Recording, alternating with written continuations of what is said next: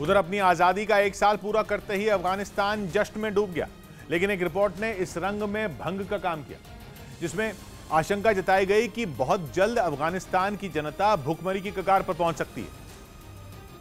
लेकिन इससे बेखौफ वहां की सरकार ने आजादी का 1 साल पूरा होने पर राजधानी काबुल में जोरदार जश्न की तैयारी की,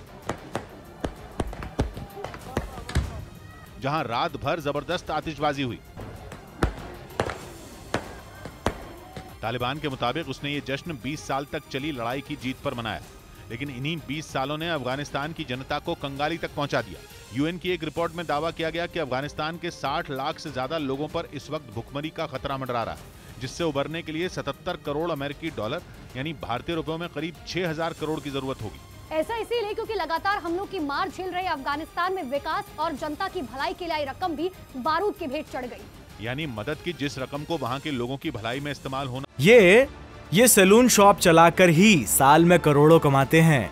आपको कमाना है, इनसे सीखना है तो फ्रीडम ऐप को अभी डाउनलोड करो।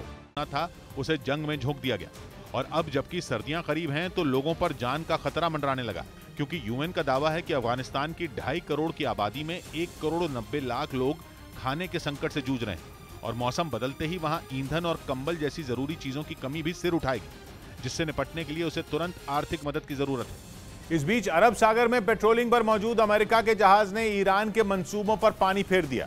आरोप है कि ईरान का एक जहाज समंदर में मौजूद छोटे जहाज पर कब्जा करने के इरादे से बढ़ रहा था, क्योंकि उस वक्त उस पर कोई मौजूद नहीं था। दावा किया गया कि इस मौके को भांपकर ईरान का शाहिद वजीर नाम का जहाज उसकी तरफ बढ़ा, लेकिन तभी अंतर्राष्ट्रीय सीमा पर पहरा दे रहे एक अमेरिकी जहाज ने उसे खदेड़ दिया। अमेरिका ने आरोप लगाया कि ईरान उस जहाज पर कब्जा करना चाहता था, लेकिन इससे पहले कि वो अपने मिशन में कामयाब हो पाता, अमेरिका ने उसका प्लान चौपट कर दिया। जानकारी के मुताबिक इस ऑपरेशन में अमेरिकी नेवी की 5th फ्लीट ने मोर्चा संभाला, जिसने जहाज के साथ ही फौरन अपने बेस से एक हेलीकॉप्टर भी रवाना किया।